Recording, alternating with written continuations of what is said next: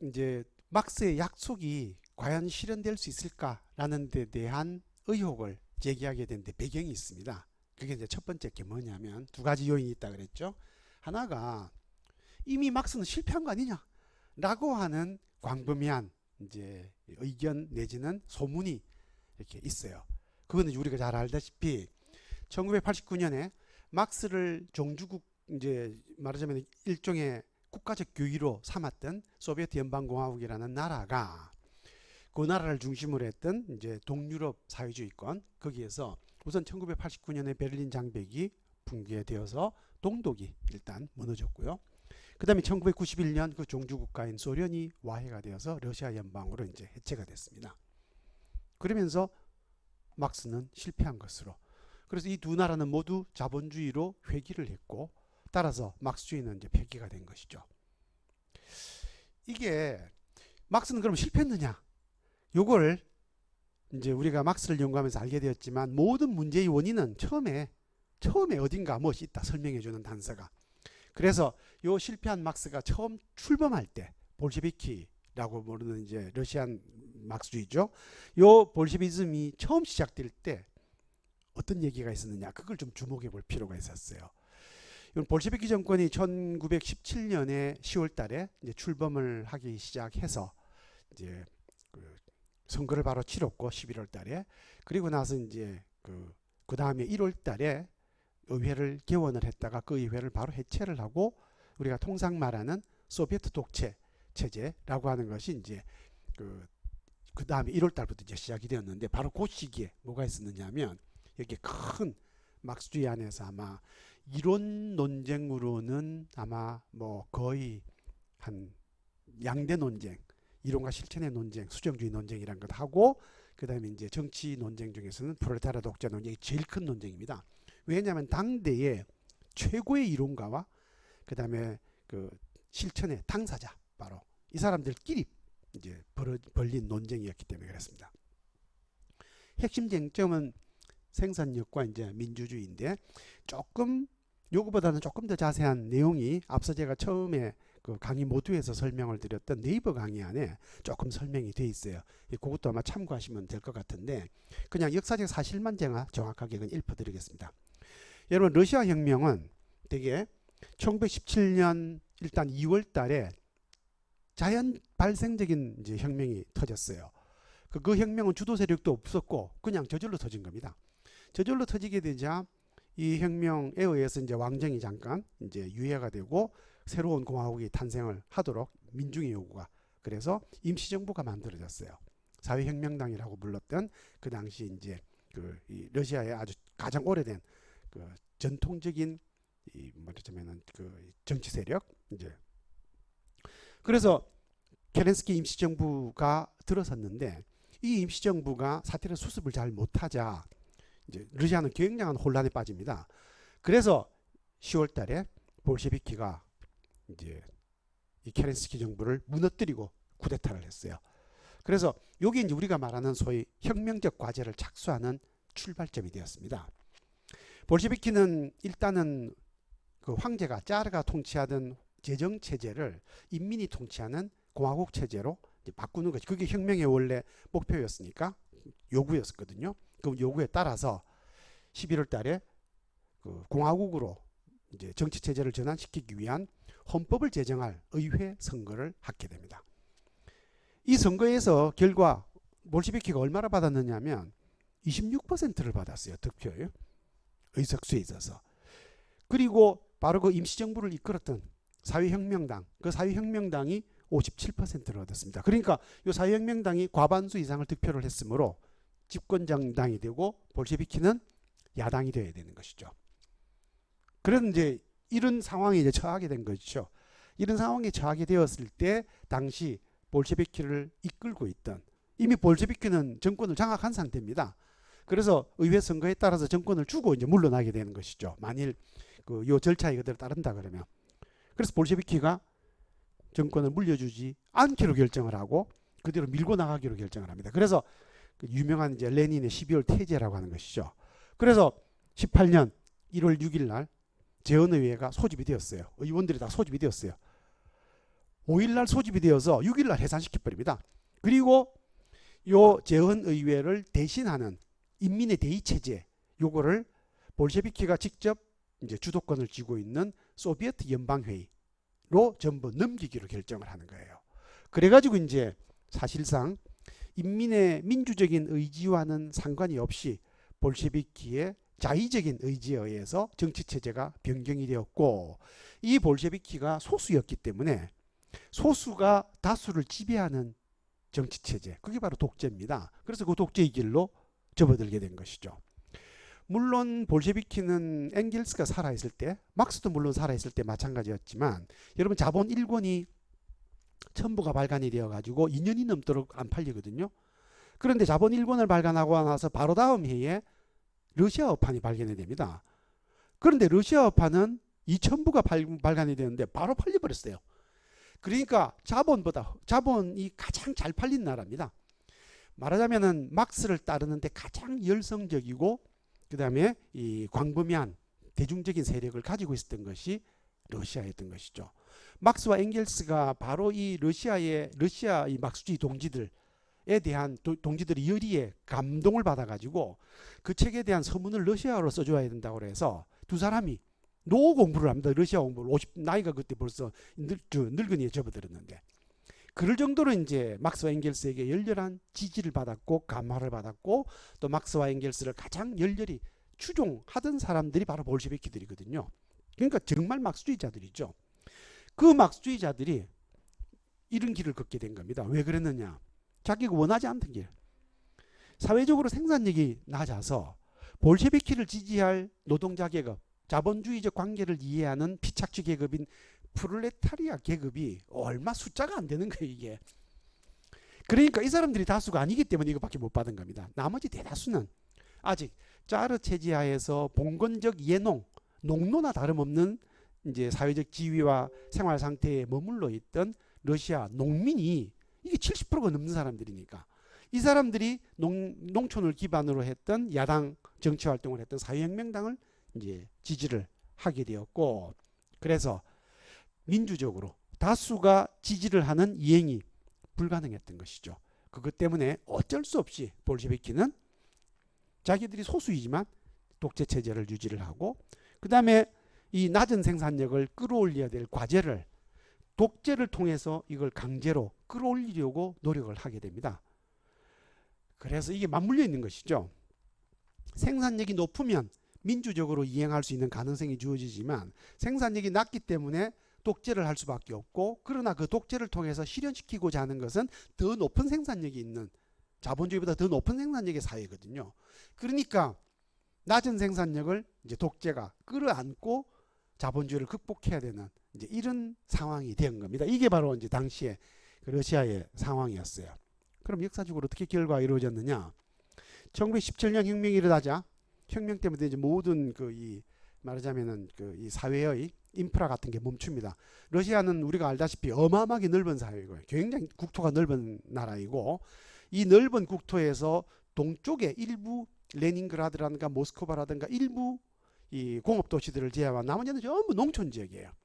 따라서 도농 간의 물자 교환이 굉장히 중요한 나라이고, 공업의 원료가 되는, 그리고 공업에 종사하는 노동자들의 식량이 되는 농산물을 시골에서 가져와서 이 사람들이 생산한 공산품을 시골로 보내야 되는 거죠. 따라서 러시아는 철도가 무지무지하게 중요한 사회적 기능을 하는데, 그 철도가 작동이 잘 안 됩니다. 그래서 생산력이 대폭 후퇴를 했어요. 혁명이 일어나면서 움직이는 것이 위험해져요, 혁명이기 때문에. 그래서 생산력이 한 20% 정도 후퇴를 했는데, 이걸 강제로 독재 체제에 의해서 이 생산력 체제를 보다 높은 생산력 체제로 바꾼다는 구실하에 사회화시켜 버렸거든요. 사회적 생산력으로 이걸 만들었더니 어떻게 됐느냐? 제일 대표적인 게 이런 겁니다. 공장을 혁명 이후에 소비에트가 접수를 하고 거기에 공장 소비에트를 만듭니다. 그럼 공장 소비에트는 누가 지도하느냐?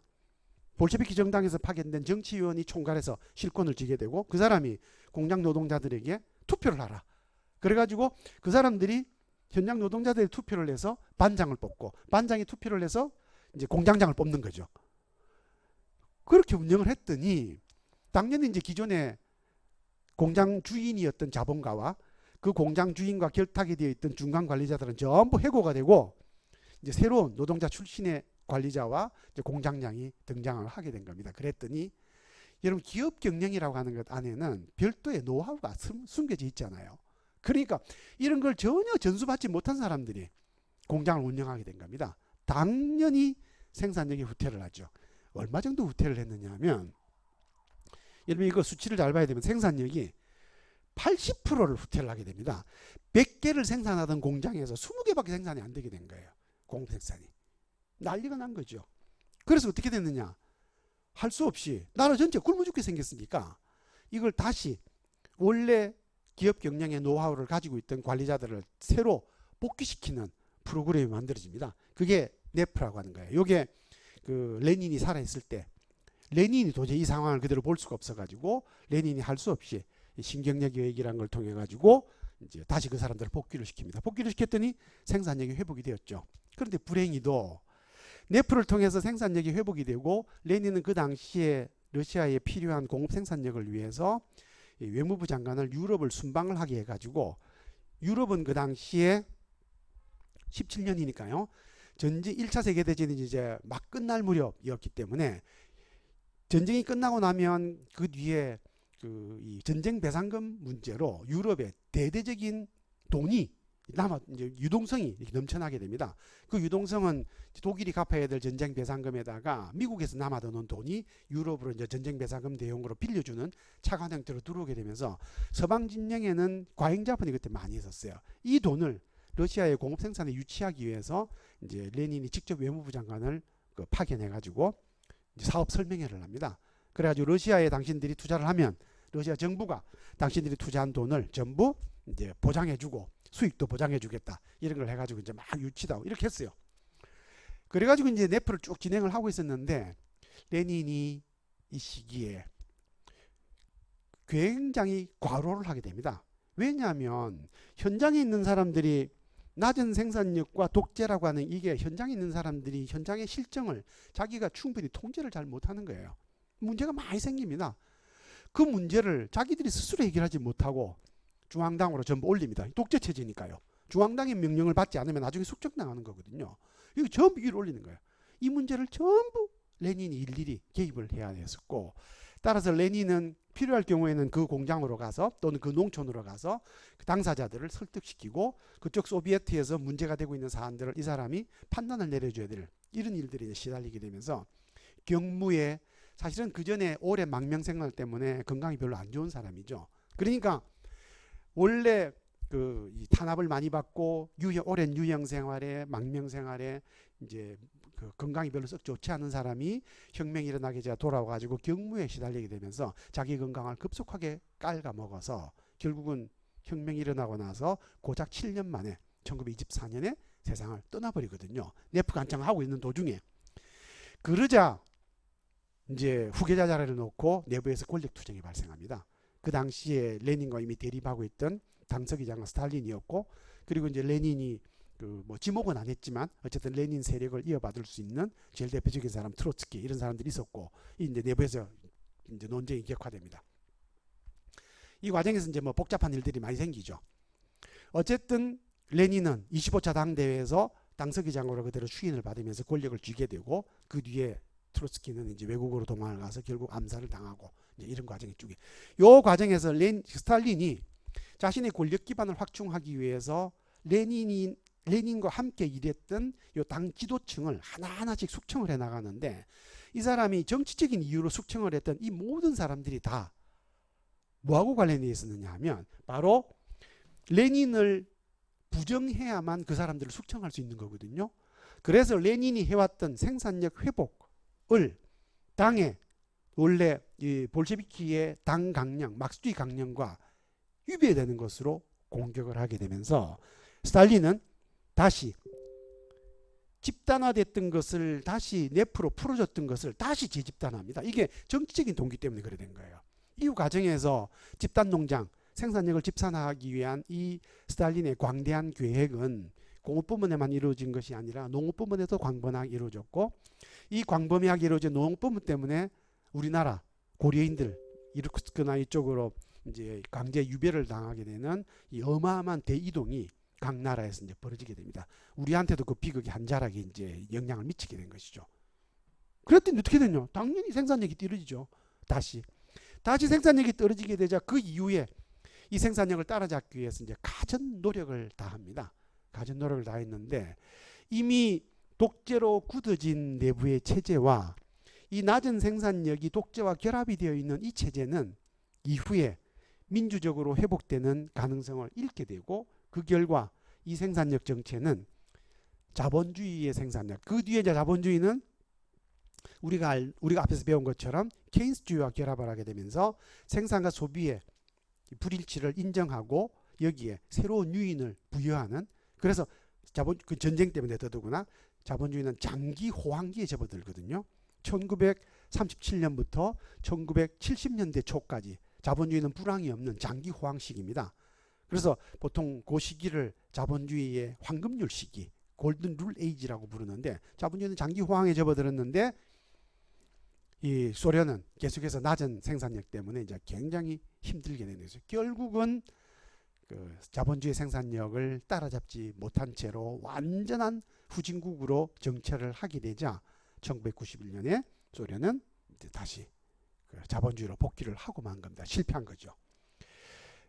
이런 이제 상태에 있으니까 이 소련에서는 당연히 자기들의 이상은 막스를 실현하는 것인데 현실은 막스가 얘기했던 거하고 반대로 간 거예요. 막스는 더 높은 생산력에 더 큰 민주주의를 얘기한 것인데 민주주의는 독재로 쪼그라뜨렸고 생산력은 자본주의를 따라잡을 수 없는 구조에 빠졌던 겁니다. 이 딜레마 때문에 현실적으로 존재하던 이 소련은 막스를 왜곡시키기 시작합니다. 자기들이 이 막스가 얘기했던 것과는 다른 이 현실을 마치 이것이 막스의 정당성과 일치하는 것인 양 호도하게 되고, 그러다 보니까 막스를 찌어내고 막스를 왜곡하고 이렇게 된 것이죠. 생산력은 사회적 생산력이 정체가 되고 개인적 자유가 억제가 되었죠. 그래서 막스는 생산력을 자본주의보다 더 높은 사회로 만들어서 자유의 나라를, 모든 사람들이 말하자면 휴가를 그리고 자유를 충분히 누리는 나라를 얘기했는데 그게 거꾸로 수용소 군도로 바뀌어버렸고, 개인적 자유가 사라져버린 집단화 때문에 민주주의 사회가 아니라 막스는 자본주의 이후 사회가 자본 독재에서 경제 민주주의를 간다고 한 것인데 오히려 전체주의 체제로 가버린 거예요. 물론 이것이 고의로 간 건 아닙니다. 그 내부의 상황 때문에 그래 된 거예요. 우리가 잘 아는 유물론적 의지를 배반하는 현실 때문에 그래 된 것이죠. 민주주의는 독재로 왜곡이 되었습니다. 그래서 우리가 알다시피 아까 말했던 프롤레타리아 독재라는 개념을 이 사람들이 이제 왜곡하는 것이죠. 그래서 원래 민주주의를 이제 제일 우선으로 내세웠던 사회주의가 이제는 공산독재로 바뀌어버린 거예요. 공산독재. 막스의 원래 해답은 자본주의를 능가하는 생산력과 다수 의지의 실현, 민주주의, 이게 막스의 해답이었는데 의지와 현실이 불일치하게 되자 이걸 틀린 현실을 맞는 것인 양 강변을 하려고 하다 보니까 결국은 요라는 구호, 거기다가 끝에 가면 붙여놓은 딱지 붙이기, 뭐 반동분자 뭐 이런 식으로, 또는 부르주아 뭐 분파주의 뭐 이런 식으로 해서 딱지 붙이기, 거기에다가 과장된 수식어, 그 다음에 감성적 호소, 이런 것들로 이제 바뀌게 된 것이죠. 그래서 이게 그 과거의 공산주의 사회, 특히 이제 소련 사회가 이제 이런 체제였던 것을 우리가 지금 기억을 하면 이게 왜 그랬는지, 바로 자기들이 가려고 하는 거하고는 현실이 너무 다르니까 이걸 메꾸기 위해서 이렇게 과장된 수식어를 쓸 수밖에 없었다라고 하는 겁니다. 결국 현실 사회주의의 몰락은 막스가 실패한 것이 아니라 막스가 옳았다는 것을 보여주는 겁니다. 오히려 이것이 막스가 일러준 길로 가지 않으면 실패한다라는 것이죠. 그래서 여러분들은 지금은 먼저 못 보신 분들이 많을 것 같아서 이게 옛날에 그 소련의 국기입니다. 국기. 그리고 이게 이제 소련의 가장 중요한 인물이었던 볼셰비키 쿠데타를 주도했던 바로 레닌의 동상이고, 지금 레닌이 이제 철거되고 있는 장면이죠. 자, 여기 이제 하나가 있고, 그 다음에 그러면 당연히 이제 막스는 실패한 것이 아닙니다. 실패한 것이 아니니까 이 아닌 막스가 돌아오게 된 것은 2008년 공황 때문이에요. 2008년에 공황이 발발하게 되자 지금 공항이 발발한 지 10여 년이 지났습니다. 그런데 지금도 여전히 자본주의 경제에 이 공항을 대처할 수 있는, 그래서 그거를 완전히 보완해낼 수 있는 새로운 대안이 있느냐? 없습니다. 대안이 없죠. 유일한 단서는 막스의 자본이 있습니다. 그래서 많은 학자들이 막스로 돌아가자, 막스 르네상스, 막스를 다시 보는.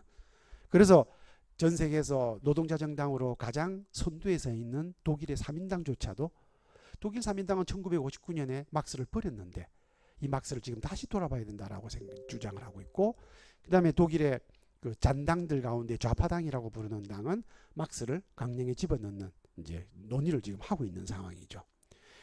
공항이 2008년에 발발한 이유는 자본주의 생산력이 가지고 있는 한계 때문이죠. 생산이 소비보다 과잉인 체제. 그래서 우리가 앞서 보았던 것처럼 1857년에는 요거를 시장을 확대하는 방식으로 해결을 했고, 1929년에는 케인즈가 새로운 처방을 냈었고, 그리고 79년 8월 달에 케인즈가 실패를 하자 신자유주의가 다시 새로운 처방을 냈는데, 2008년에 공항이 발발하자 이제는 어떤 대안도 지금 존재하지 않는, 신자유주의도 틀렸고 케인즈주의도 약효가 먹지 않는 지금 그런 상황에 와 있다라는 겁니다.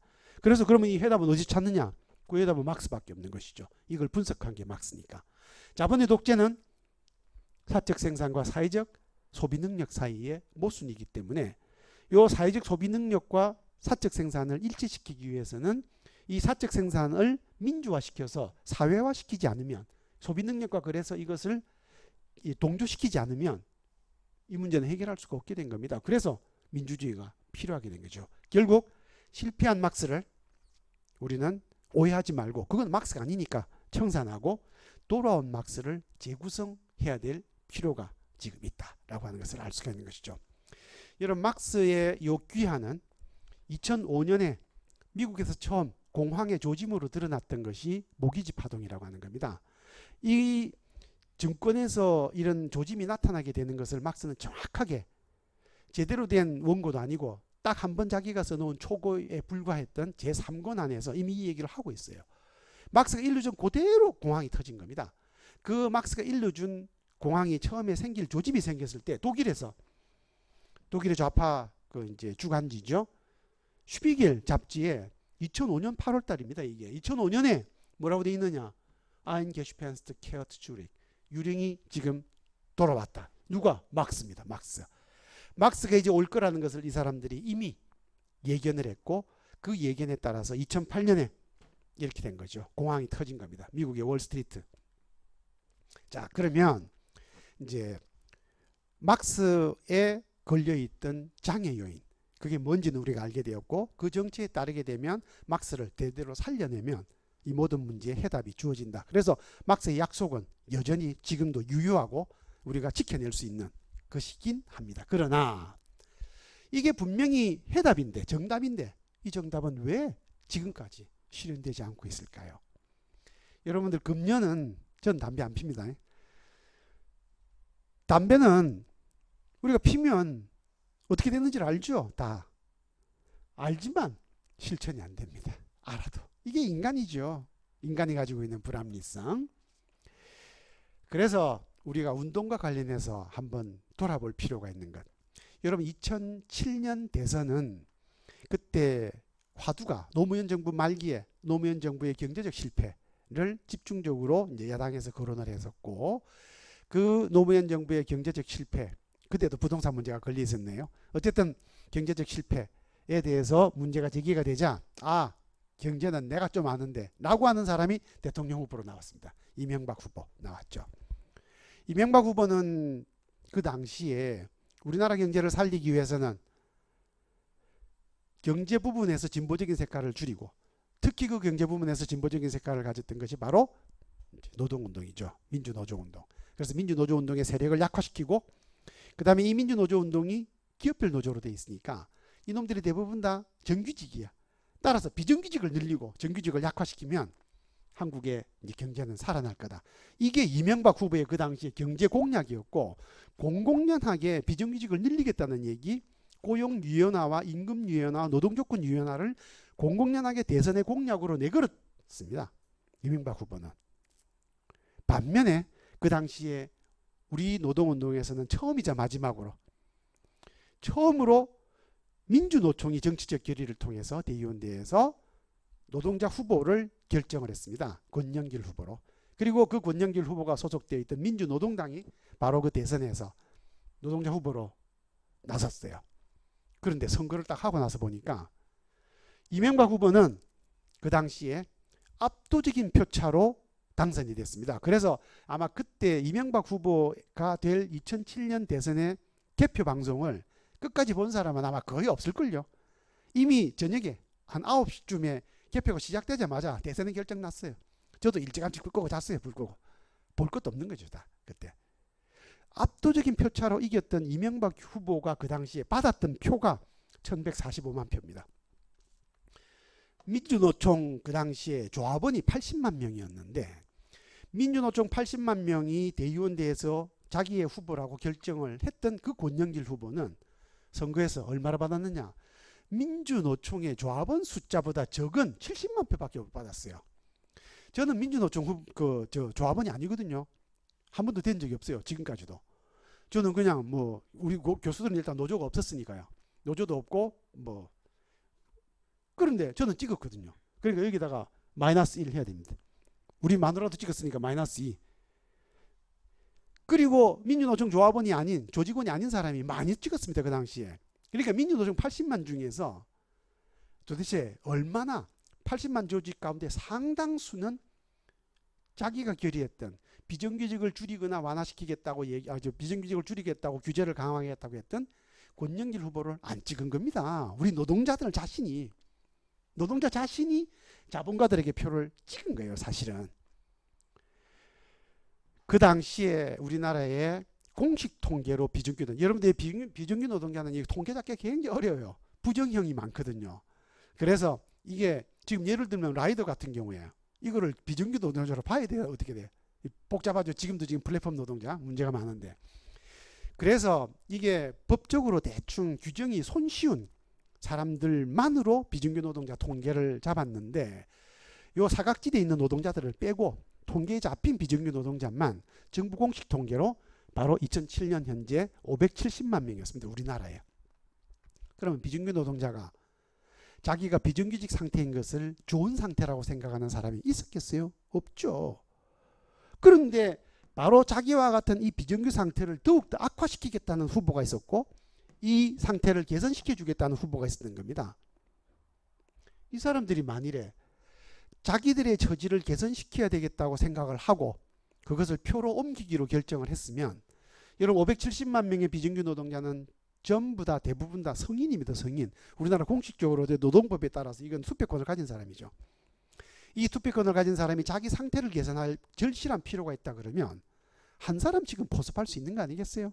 가족이든 뭐 부모님이든 아니면 뭐 누구든 이 사람들이 한 사람씩만 포섭을 하고 자기도 비정규직을 개선하겠다고 하는 사람에게 투표를 하기로 결정을 하면 이게 몇 표입니까? 곱하기 2 1140만 표예요. 1140만 표. 권영길 후보가 받던 70만 표 더하면 어떻게 되죠? 권영길 후보가 당선이 되었을 겁니다.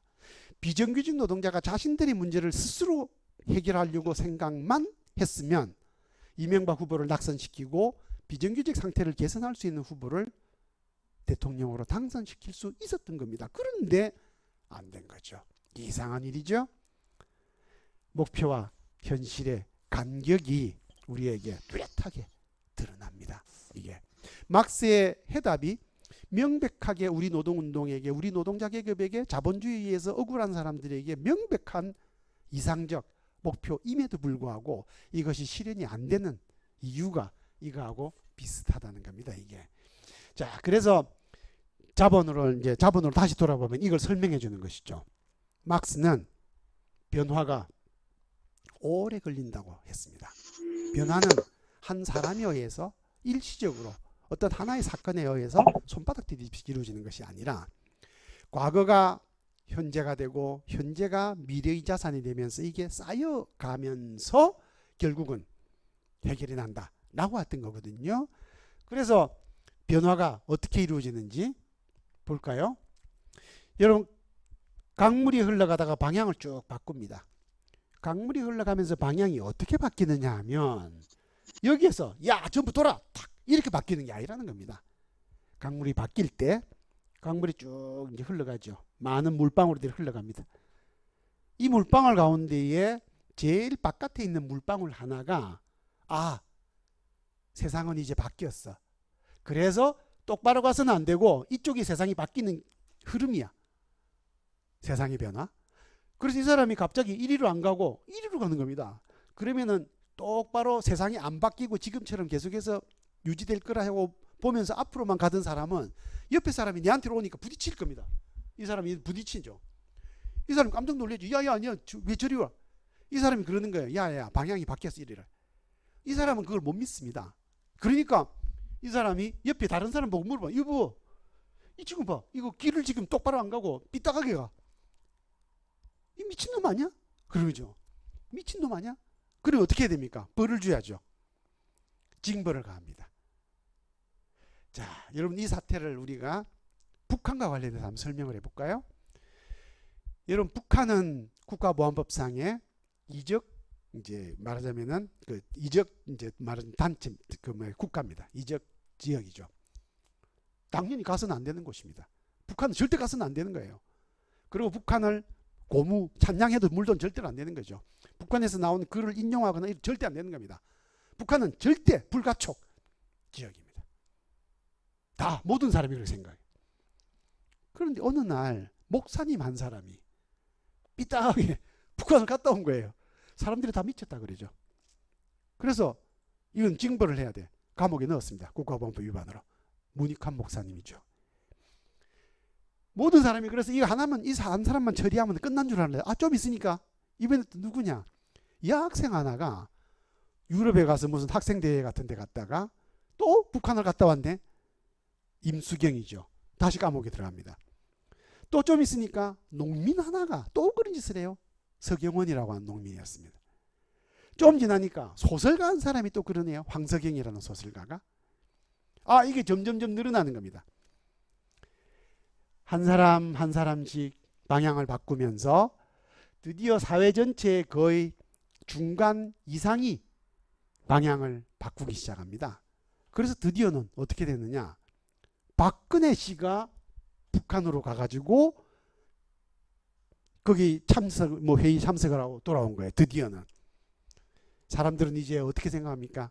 세상은 바뀌었다고 보는 것이죠. 북한은 절대 가서는 안 되는 곳이 아니라 가도 되는 곳이며 그 북한이 우리와 어쨌든 체제 통합을 통해서 통일을 해야 되는 대상이다 라는 생각을 이제는 하게 된 것이죠. 이제는 이게 세상은 그렇게 바뀌는 거거든요. 그래서 장기간 지속되는 계속 변화를 쌓아나가야만 비로소 되는 것이다. 물방울이 바위를 뚫는 것은 한 번에 뚫는 것이 아니라 계속 물이 떨어져서 바위를 조금씩 변화가 쌓여서 그렇게 되는 것이라는 겁니다.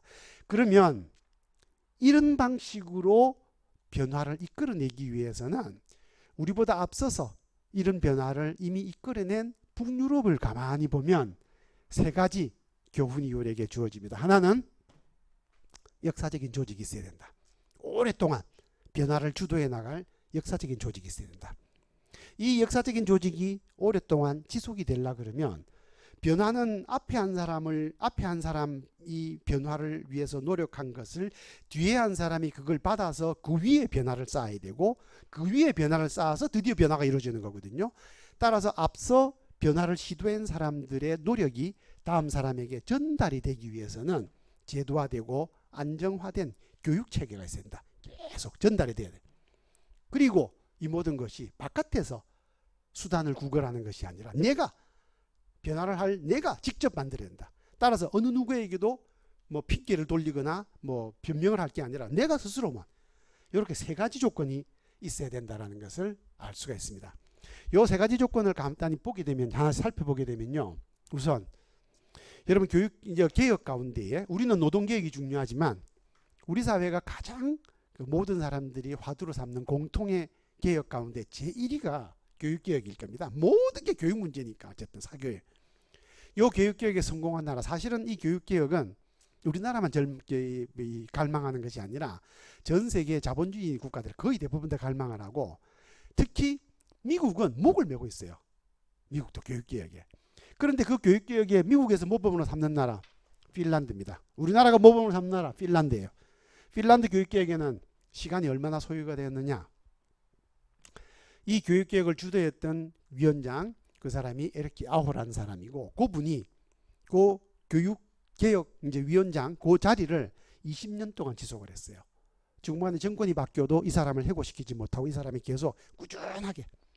그런데 그 사람이 그 20년 동안 그 자리에 앉을 수 있었던 까닭은 여론의 지지 때문인데, 이 사람이 여론의 지지를 받았던 까닭은 그 앞에 20년 동안 이미 이런 개혁이 필요하다는 것을 국민들에게 계속 알려왔고, 이 20년 동안 알려온 결과 이 사람이 20년 동안 계속해서 그 일을 할 수 있도록 만들어준 겁니다. 그러니까 이 교육개혁에는 무엇이 걸렸냐? 40년이 소요가 된 거예요. 적어도 40년이. 여러분, 독일 금속노조는 전 세계에서 유일하게 지금 생산직과 사무직의 구분을 철폐한 이제 노조입니다. 요 금속노조가 생산직과 사무직의 구분을 철폐한 기간을 가만히 보게 되면, 독일 금속노조는 이 두 개의 구분을 철폐하기 위해서, 요 구분이 왜 필요하느냐면요, 생산직과 사무직이라고 하는 것은 원래 구분이 없었던, 노동자 계급 안에는 그런 구분이 없었어요. 원래 노동자 계급은 중세 말기에 있던 수공업자, 그 수공업자 가운데 숙련된 전문 노동자, 요걸 우리가 보통 직인이라고 부르는데 크라프트맨이라고 그러거든요. 그래서 노조 가운데 제일 먼저 생긴 게 크라프트 유니언, 직인 노조입니다. 나중에 직종별 노조라는 식으로 이름이 바뀌게 되지만, 그리고 그 노동자가 시작이 되었는데, 이 노동자들이 1900년대가 되면 아주 뛰어난 자본가 한 명에 의해서 이 노동자를 두 조각으로 딱 내게 되면, 노동자들을 관리하는데 기가 막히게 효율적이고, 이 두 조각으로 딱 내가지고 이 두 놈을 분업으로 결합을 시키게 되면 생산력이 엄청나게 오른다라고 하는 것을 발견한 사람이 있었습니다. 그 사람이 바로 테일러라는 사람이고, 이 테일러의 작업체계를, 이것이 가장 적용되기 좋은 대량 작업체계에 적용을 한 사람이 포드예요. 이걸 우리가 오늘날 흐름 생산이라고 그러고, 이 자동차 공장에서 이제 가장 대표적인 공장을 볼 수가 있는 것이죠. 이걸 통해서 20세기 동안 내내 노동자들은 굉장히 높은 생산성을 달성을 했고, 특히 자본가들은 엄청나게 자본주의 번성을 누렸고, 노동자들은 이게 구분이 되는 바람에 노동계급 자체의 분열 때문에 합치된 노동운동을 수행하는 것이 굉장히 어려웠으며, 우리나라의 경우에는 이 두 계급 간의 구분이 서로 간에 증오로 번져가지고, 현대중공업에서 과거에 현대중공업 폭동사건이 뭐였냐면요, 현대중공업 안에서 말하자면 전근대적인 강압적인 노무관리를 계속해서 해나오게 되자, 이 억눌린 노동자들이 분노가 폭발을 해가지고 이제 폭동이 일어났는데, 그때 그 폭동이 일어났을 때 그 폭동의 내용이 어떤 것이냐면, 현장의 작업자들은 이제 대학을 졸업하지 않은 생산 기능직 노동자와 전문대 이상을 졸업을 하는 이제 관리직 노동자로 구분이 돼 있었고, 현장에서 생산 기능직 노동자들은 작업장에서 노란색 안전모를 쓰고 있었습니다. 그리고 그 현장에서 관리직 노동자들은 흰 모자를 쓰고 있었어요. 파이바.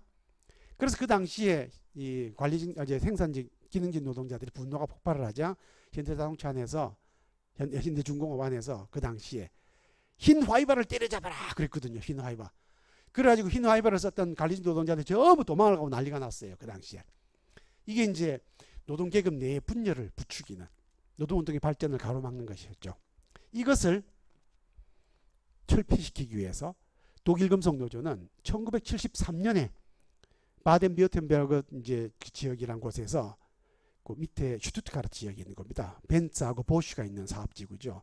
그쪽에서 임금체계 협약 2라고 하는 협약을 체결합니다.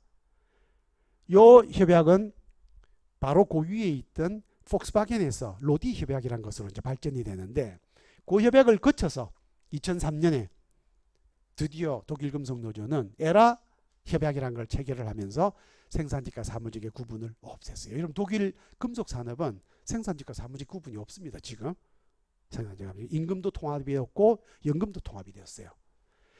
자, 요런 이제 그다음에 요건 뭐냐? 이 노동운동의 보통 롤 모델이라고 부르는 독일은 노동운동을 어느 정도의 역사를 가지고 하고 있느냐 하면 1863년에 독일 노동자정당 SPD 3인당이 창당이 되었어요. 그때 썼던 깃발이 요겁니다. 지금 요 깃발을 그대로 쓰고 있어요. 우리가 앞서 첫 시간에 본 것처럼 히틀러가 이 깃발을 태우려고 그랬습니다. 3인당의 뿌리를 뽑아버려야 되니까. 그래서 이 창당대회 때 썼던 이 깃발을 태우려고 히틀러가 특별 지시도 내리고 했는데 이걸 그 소식을 미리 들은 독일 3인 당원들이 품속에 가리고 도망을 간 거예요. 이걸 가지고 덴마크로 도망을 가서 이 깃발이 9.4일생으로 불에 타지 않고 살아남았습니다. 그래서 나중에 히틀러가 패망하고 나서 독일 노동운동이 돌아와서 다시 독일 노총을 재건할 때 이 깃발은 독일 3인당 전당대회에 다시 등장을 했고 지금도 그 깃발을 그대로 쓰고 있어요. 4년에 한 번씩 하는 전당대회 때. 그러면 독일 3인당 전당대회 때 전국에서 모인 대의원들은 그 깃발이 제일 처음에 이제 개회가 되면 그 깃발이 들어오는 거거든요. 그 깃발이 150년 전에 있었던 깃발입니다. 정확하게 말하면 158년 됐죠 지금. 158년 전에 선배들이 만들었던 그 깃발을 보면서 이 사람들이 자기가 이 자리에서 결의를 하고 자기가 이 자리에서 수행하는 운동이 158년 지속되어 온 운동이다라는 것을 되새기는 것이죠. 그 정도의 역사를 가지고 있습니다. 당 이름도 아직도 안 바뀌었죠. 이게 자 이렇게 역사적이고 오랜 운동 그것만이 변혁을 달성할 수 있다. 왜냐하면 시간을 두고 쌓아나가는 것이기 때문에 변혁은 자 앞에 선배가 어떤 변화를 주도했는지 후배가 알아야 그 위에 뭘 쌓죠. 따라서 제도화된 교육이 매우 중요하고 여러분 독일은 전 세계에서 노동교육에 있어서 타의 추종을 불허하는 어마어마하게 잘 갖춰져 있고 잘 체계적으로 되어 있는 제도화된 교육을 가지고 있어요. 독일의 요 제도화된 교육은 독일 노동운동이 이미 19세기에 본격화되기 전에 내부에서 체제가 갖춰졌고 그 뒤에 계기를 몇 번 맞습니다. 하나가 뭐냐면 제일 대표적인 것은 독일 교육제도 중에 특이한 게 하나 있어요. 빌둥스월랍이라고 있는데 이 빌둥스월랍은 교육 휴가라고 번역을 하는 겁니다. 독일의 모든 노동자는 자기가 원할 때는 교육을 받겠다라고 사용자에게 신청을 하면 자기가 원하는 시간입니다. 회사가 원하는 시간이 아니라 자기가 원하는 시간에는 anytime 언제든 내가 휴가를 신청을 하게 되면 이 휴가는 자본가가 절대 거절할 수 없도록 되어 있습니다. 조례상으로. 회사가 당장 내일 문을 닫는다 하더라도 이거는 휴가는 보내줘야 돼요. 그래서 이 휴가는 노동자들이 신청하라. 물론 사전에 이제 뭐 갑자기 내일 가면서 오늘 가는 건 그건 안 되는 거죠. 직무 문제가 있으니까. 사전에 이제 미리 자기가 신청을 하면 회사는 사전에 인력 조정을 다 해가지고 이 사람이 휴가를 자기가 원하는 날짜에 갈 수 있도록 이제 배려하도록 되어 있어요. 1년에 일주일입니다. 1년에 일주일. 일주일간 이 교육기관에 들어가서 독일의 교육기관은 대부분 다 독일의 휴양도시. 독일의 휴양도시는 앞에 바드라고 하는 게 붙어 있어요. 바드 뷰텐베르크라고 했죠. 조금 전에. 그 다음에 우리나라 옛날에 올림픽 그 뺑뺑이 돌릴 때 그 당첨된 도시 바덴바덴입니다. 바덴바덴. 그리고 프랑크푸르트 바로 옆에 가면 바드 홈부르그라고 있고 그 다음에 독일 금속노조가 프랑크푸르트에서 제일 가깝게 있는 이제 보통 외국 사람들이 가면은 제일 많이 견학을 가기 쉬운 곳이 바드 오르프라고 하는 것입니다. 그래서 이게 바드가 붙으면 휴양 도시인데 이 휴양 도시에 있는 고급 호텔에서 일주일 동안 머물면서 자기가 받고 싶은 교육을 물론 코스를 이제 미리 택해야죠. 일주일 동안 쉬는 겁니다. 가면 교육이라는 게 골치 아프게 지금 저처럼 이렇게 앉아서 생각하실지 모르겠는데 그게 아니고 가면 휴가입니다. 노는 거예요. 편하게 좌담회를 하고 그 다음에 여행도 거기서 가까운 곳에 가고 재밌는 놀이도 하고 이렇게 해서 일주일을 이제 보내다 하는 게 사람이 재충전을 하고 해서 그래서 이런 교육의 중요성 이것을 바로 독일 노동운동이 1863년에 출범했던 이 독일 노동운동이 처음으로 집권을 하게 되는 1918년 바이마르 공화국의 초대 대통령이었던 프리드리 에버트 노동자 출신의 세계 최초의 대통령이죠. 이 사람이 남겨놓은 명언입니다. 민주주의는 민주주의자를 필요로 한다. 따라서 이 민주주의자를 키워내는 교육은 노동운동에게 있어서 가장 필요한 필수적인 전제 조건이다. 그래서 프리드리 에버트의 이런 뜻을 이어받아서 만들어져 있는 독일 3인당의 교육재단, 시민교육재단이 프리드리 에버트 재단입니다. 한국에도 사무소가 있어요. 그리고 요 프리드리 에버트 재단이 여러분들이 혹시 이제 뭐 독일 사례나 이런 것들하고 관련해서 혹시 나중에 우리에게 좋은 기회가 주어져서 우리가 독일을 견학을 하거나 만일 가게 된다 그러면 에버트가 아마 여러분들에게 그 견학과 관련된 많은 조언이나 도움을 줄 수 있을 겁니다. 그래서 에버트는 그런 일을 하는 곳이에요. 자, 이렇게 이제 제도화된 교육이 필요하고, 그 다음에 뭐냐? 아무리 좋은 이 변혁의 수단이라는 것도 남한테서 얻는 건 안 돼요. 왜냐하면 그 남은 언제든지 내 의사와 상관없이 지 마음대로 할 거 아니야. 그래서 내가 해야 됩니다. 내 의지대로. 주체적인 수단. 따라서 독일에서 체결되어 있는 모든 노사관계 협약에는 반드시 뒤에 부칙조항이 뭐가 있느냐면, 여기에서 정해진 협약에서 분쟁이 발생을 하게 되면 쌍방이 함께 합의를 하지 못하고 조정하지 못하고 이제 콜리션, 충돌이 발생을 하면 이걸 최종적으로 누가 결정하느냐? 이 문제를 다룰 수 있는 노사동수위원회를 딱 규정을 해놨어요. 정확하게 모든 협약은 노사동수위원회가 최종 결의권을 갖도록 되어 있습니다. 노사가 딱 동수예요. 그러니까 이거는 다수결로 결의가 불가능합니다. 반반씩이니까요.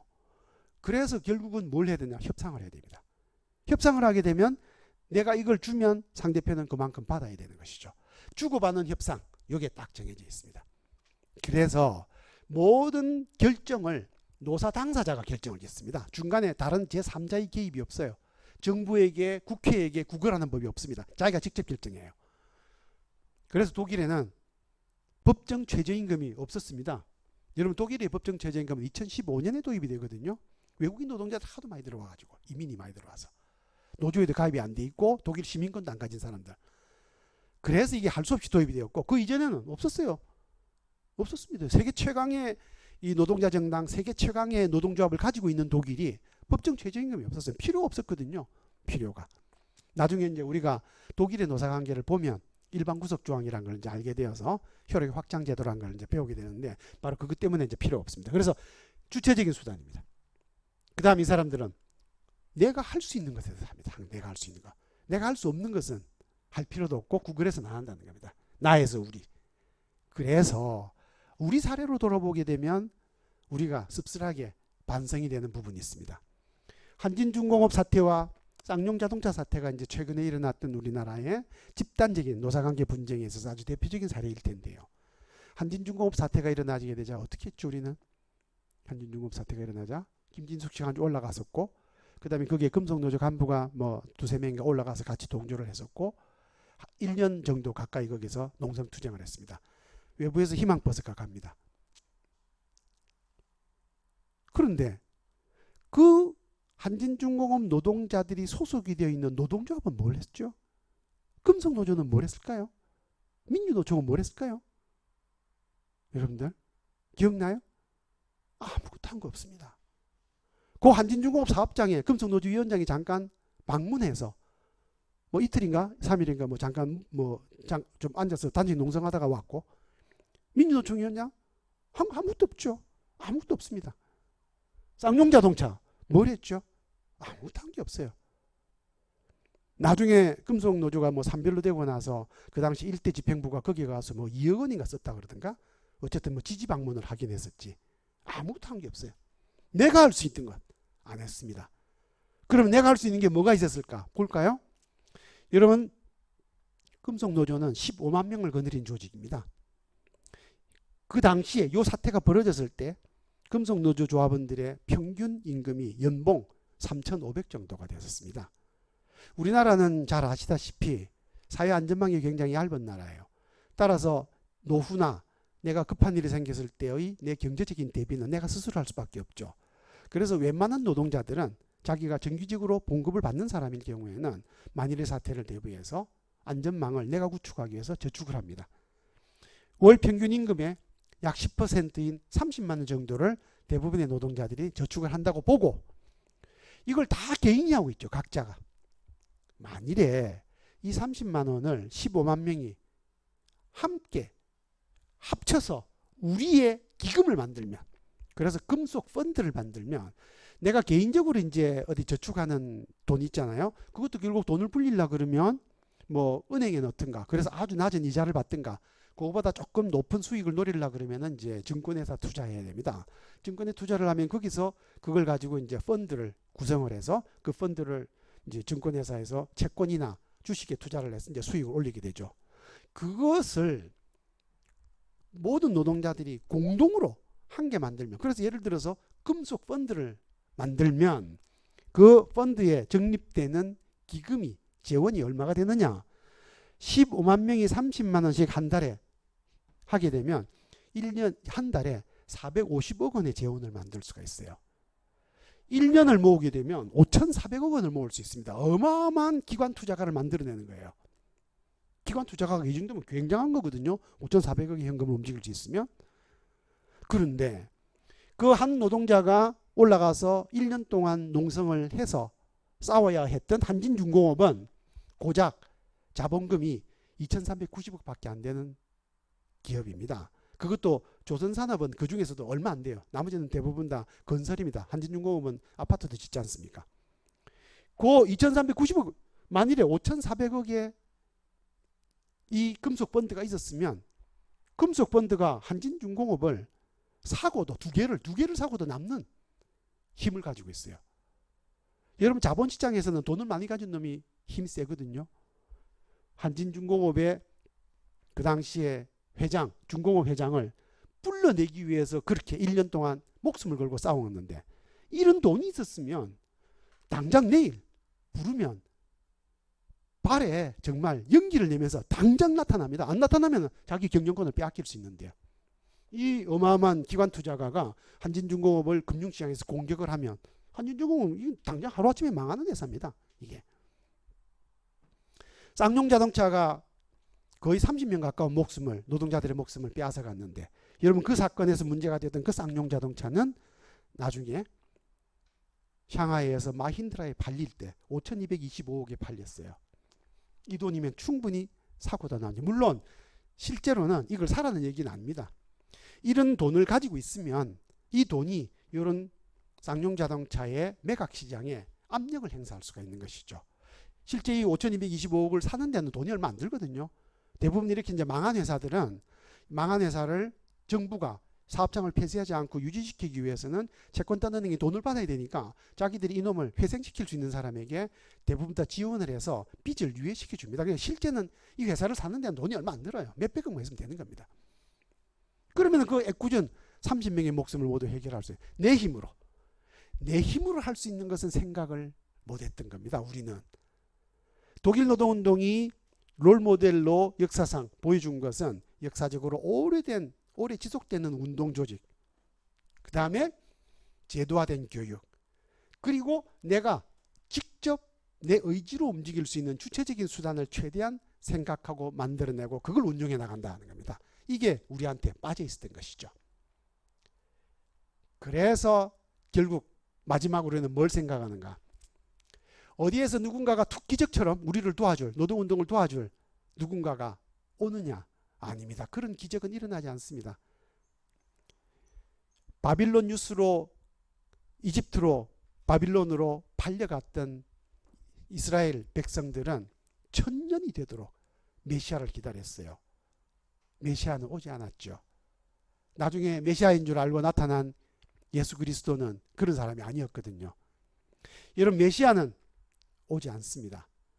미신에 매달려서는 안 된다는 겁니다. 내가 스스로 할 수 있는 건 내가 가지고 있는 제도, 그리고 내가 만든 조직, 그것만이 실제 변화를 만들어내는 것이고, 그래서 우리가 기대해야 될 것은 바로 과학입니다. 과학.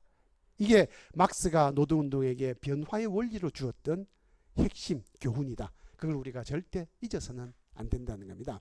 요거는 제가 이제 일부러 빌둥스월랍에 대해서 독일 독일 노총 홈페이지에 들어가 보면 이렇게 크게 돼 있어요. 빌둥스월랍, 게세슬리허, 법적으로 내가 휴가를 요구할 수 있는 권한이라는 겁니다. 법적으로. 그래서 빌둥스월랍이 어떻게 신청하는가? 누가 요구하는가? 돈은 누가 지불하는가? 자본가가 지불합니다. 그래서 누가 지불하는가 다 돼 있어요. 그래서 제일 중요한 이제 팁과 그다음에 정보 여러 가지 쭉 해놨어요. 여기 이제 빌드스월랍에 대해서 쭉 설명을 해놓은 거예요. 설명을.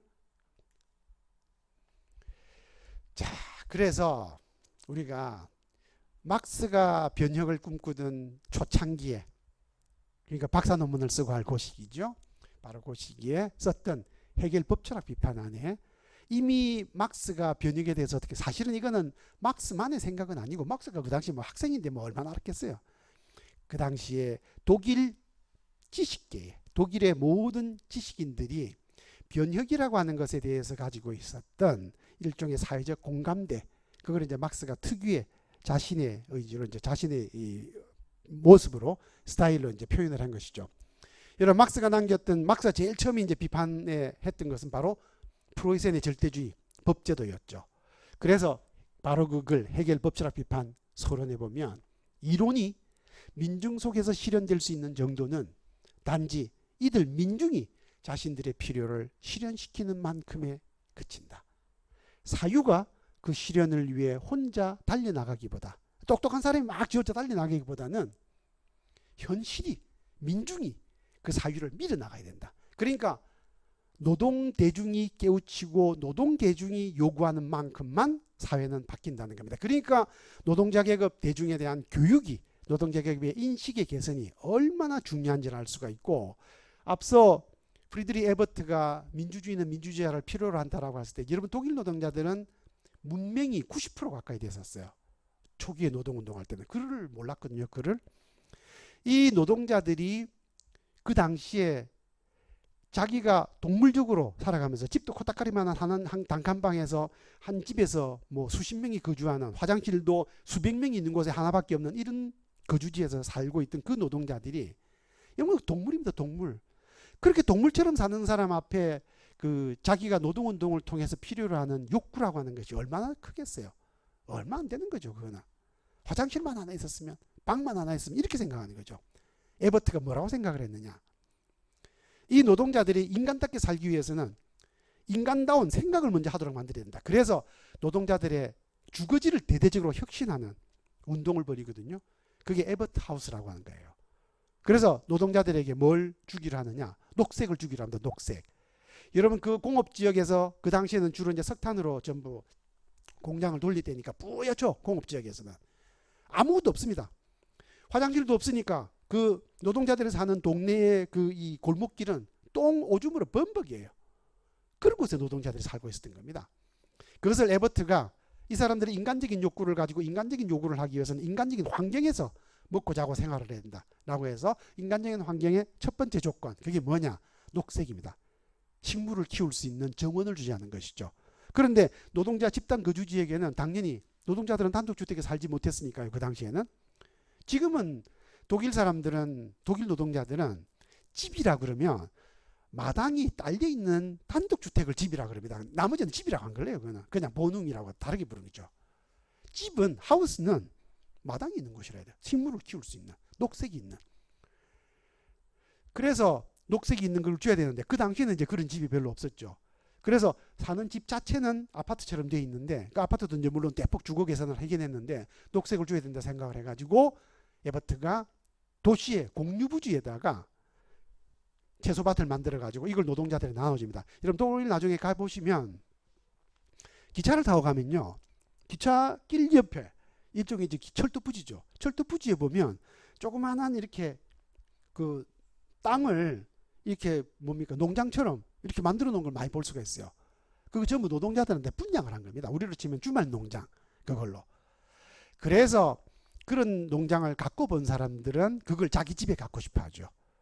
그러려면 자기가 더욱더 노동투쟁을 통해서, 노동시간 투쟁을 통해서 자유를 더 많이 얻어서 자기가 제대로 된 임금을 받고 제대로 된 집에서 제대로 된 정원을 가진 삶을 가져야 되겠다는 욕구가 있을 것이고, 그 욕구가 독일 노동운동을 밀어서, 독일 노동운동 오늘날 우리가 보다시피 거의 대부분의 노동자들이 제대로 된 집에서, 마당을 가진 단독주택에서 사는 주거 조건을 획득을 한 것이죠. 지금 그렇게 된 겁니다. 자, 그게 이제 핵심이고,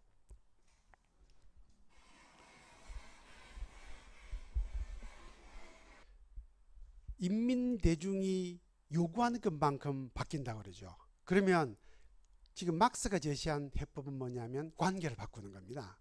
그러면은 인민이, 지배당하고 있는 인민이 그 지배 관계를 바꾸기 위해서 요구하려 그러면 어떤 내용이어야 되느냐, 그게 도대체 뭘 뜻하는 것이냐, 그걸 상징적으로 보여주는 영화입니다. 여러분, 이 영화는 영화 마지막 황제, 아주 오래된 영화입니다. 영화 마지막 황제의 첫 장면이에요. 요 첫 장면에 나오는 이 사람은 중국의 청나라의 마지막 황제 푸이라고 하는 사람입니다. 이 푸이는 아주 어린 나이에 황궁에 들어가서 황제로 즉위를 하지만 얼마 지나지 않아서 신해혁명이 터지게 되면서 중국은 제정을 폐기하고 공화국으로 이제 등장을 하게 되거든요. 황제를 죽이지는 않고 그냥 그 자금성 안에 가두어 두게 되는데, 여기서 유폐되어 있던 황제가 일본군의 제안을 받습니다. 일본이 중국을 침략할 구실을 찾던 차에 이 구실로서 만주에다가 만주국을 세우고, 이 만주국이 원래 청나라의 적통인 사람을 황제로 끌어안침으로써 청나라 왕통이 다시 복권하는 것을 일본이 중국을 침략하는 이제 빌미로 삼으려고 했던 것이죠. 나라를 팔아먹는 이 매국적인 거래 제안에 이 푸이는 자기는 어차피 지금 왕권을 다 잃은 사람이니까 제안에 응해서 만주국의 황제에 오르게 되고, 외국 군대인 일본 군대가 자기를 명분으로 내세워 자기 인민들을 짓밟고 자기 인민들에게 침략을 가하고, 그 침략 일과 난징 대학살 같은 끔찍한 비극을 초래하는 것을 다 자기가 이제 뒤에서 조장을 하게 되는 겁니다. 그러다가 이제 일본군이 드디어 전쟁에서 패망하고 중국을 이제 적군, 바로 이제 인민군이 전부 이제 통치를 하게 되자 이제 전쟁 포로로 잡힌 거예요. 지금 소장이 그렇게 얘기를 했죠. 요 전쟁 포로로 잡힌 적국에 말하자면은 그 나라를 팔아먹은 이 매국노들을 전부 어떻게 하기로 하느냐. 요 인간들을 죽여도 되지만 사람을 죽이는 것은 해결이 안 난다. 막스가 이 줄러졌던 해봐. 막수의자거든요, 마오쩌둥. 그래서 중국의 공산주의자들이, 중국 공산당이 사람을 죽이는 것이 아니라 요 인간들이 그런 짓을 하고 그런 지위에 있었던 것은 사회적 관계 때문이다. 이 관계를 바꾸어서 요 인간들을 새로운 막수주의적 관계 속으로 이걸 동화를 시키게 되면 이게 세상이 바뀌는 것이다. 그래서 인민교화소라는 곳으로 지금 데리고 간 거예요. 다 쏴주기도 시원찮은 인간이지만 죽이지 않습니다. 이 황제가 이제 지금 들어가기 전에 인민교화소장이 그렇게, 이 사람 전부 전쟁 포로기 때문에 사실은 소장이 생사이탈권을 쥐고 있어요. 그래서 이탈하거나 말을 하게 되면 크게 벌을 받는다고 했는데, 이 사람들은 전부 이제 막 이래서 서로 누군지 모르죠. 그래서 모두가 조용히 있는 과정에서 이 사람이 갑자기 목에 가지가지를 기침을 콜록콜록 하니까 사람들이 전부 그 사람을 본 거죠. 봤더니 황제거든요. 내가 죽을지도 모르는, 내가 벌을 받을 수도 있는 그 절대절명의 순간에도 신하들이 황제를 보자 황제로 모시는 겁니다. 그래서 황제는 어떻게 해서 황제냐? 신하가 그를 황제로 모시기 때문에 그런 거예요. 그래서 요 관계를 없애야 됩니다. 요 인민교화소장이 이 관계를 어떻게 없애느냐? 요걸 보시면 돼요. 신발끈을 이제 네가 매라는. 그래서 이 증오를 올림픽 감방에서는 소장의 엄명에 의해서 아무도 이불을 개주지 않고, 아무도 이 사람을 위해서 양침물을 준비해 주지 않고, 아무도 이 사람에게 신발끈을 매주지 않습니다. 신하가 황제를 더 이상 황제로서의 관계, 군신 관계로 모시지 않게 되면 그때부터 이 사람이 바로 평민이 되는 거예요. 실제로 바로 이런 교화 작업을 통해서 이 황제는 인민이 되어서 나중에 인민교화서를 졸업을 하고 이제 나와가지고 평민으로 이제 살게 됩니다. 영화 보면 그렇게 돼 있어요. 그래서 과학과 미신, 누군가가 우리를 도와줄 거야 라는 생각을 벗어나서 내가 스스로 할 수 있는 바로 이 갈림길은 뭐냐? 유적 본질의 회복을 위해서 1+1인 이런 관계, 자본가와 노동자라는 관계를 우리라고 하는 새로운 관계로 이걸 뛰어넘는, 사회적 관계로 뛰어넘는 것, 이게 바로 막스가 일러줬던 해답이었고, 그 핵심 원리는 타인과 비교되는 경쟁과 차별을 갖는 나를 버리고 타인과 공통된 분모를 찾는 우리, 연대와 협력의 개념으로 인간들 사이의 관계를 바로 이런 관념으로 바꾸는 것입니다. 이런 관계로. 이 새로운 관계, 이 관계를 버리고 끝. 새로운 시작. 요걸 버리게 되면 이런 새로운 관계가 시작이 되는 거예요. 그래서 한진중공업과 쌍용자동차 뭐 이런 문제에 대해서 나가 아닌 우리의 개념에서 보면 스스로 책임질 수 있는 해법이 있지 않겠느냐. 그러면 막스가 일러줬던 요 변혁의 열쇠, 모든 문제의 출발점은 관계를 서로 구별되고 차별되고 경쟁하는 관계에서 연대와 협력을 하는 우리로 옮기는 데서 출발을 하는 겁니다. 이것이 어디에서? 노동운동 안에서.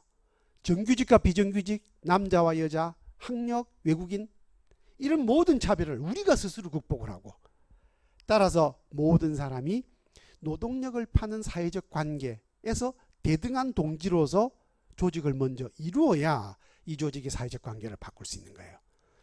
그래서 기업별 노조는 이런 변혁과는 너무 거리가 먼 조직입니다. 이 기업별 노조는 기업끼리도 서로 다른 거죠. 차별이죠. 기업끼리도 경쟁을 하죠. 대기업과 중소기업. 그리고 그 기업 안에서도 정규직과 비정규직으로 구분을 하죠. 이것은 우리 스스로가 바로 이 자본주의의 사회적 관계를 그대로 받아들이는 조직 형태입니다. 이것을 뛰어넘어야만 비로소 변혁이 시작되는 것이고, 따라서 정규직과 비정규직, 기업과 기업 이 모든 차별과 경쟁을 뛰어넘는 계급적인 기반의 토대를 둔 사회적인 조직, 바로 그 조직만이 변혁을 주도할 수 있는 조직이 되는 것이죠. 일단 변혁의 출발점은 바로 그런 조직을 건설하는 것, 그리고 그 조직의 첫 출발점은 삼별노조에 있습니다. 그래서 이 삼별노조라는 조직이 바로 우리가 지향하는 삼별노조라는 조직이 이런 계급적 관계를 이제 뛰어넘으면서 새로운 사회를 건설할 수 있는 출발점이다 라고 하는 것을 막스의 이론으로부터 우리는 얻어낼 수 있는 것이죠. 그러면 이것이 이제 실제로 삼별노조라는 조직과 실제로 삼별노조라는 조직은 이런 원리를 어떤 내용으로 실현하는가, 그것을 다음 시간과 이제 그 다음 시간, 하나는 이론적인 거, 다른 하나는 바로 이 삼별노조의 삼별교섭의 롤모델이 되고 있는 독일 금속노조를 중심으로 해서 독일의 노조 조직의 운영 형태와 조직 형태를 통해서 이제 사례와 이론 이 두 가지를 함께 보는 시간을 쭉 이어서 가도록 하겠습니다. 그런 다음에 마지막에 우리의 상태를 점검을 하고 우리가 이 새로운 변혁, 삼별교섭을 통한 사회 변혁의 과제가 우리에게 어떻게 실천이 되어야 될 것인지를 정리를 하는 그런 시간으로 이어지도록 하겠습니다. 자, 다음 시간에 또 계속 삼별노조의 이론에 대해서 이제 본격적으로 다시 다뤄보도록 하겠습니다. 고맙습니다.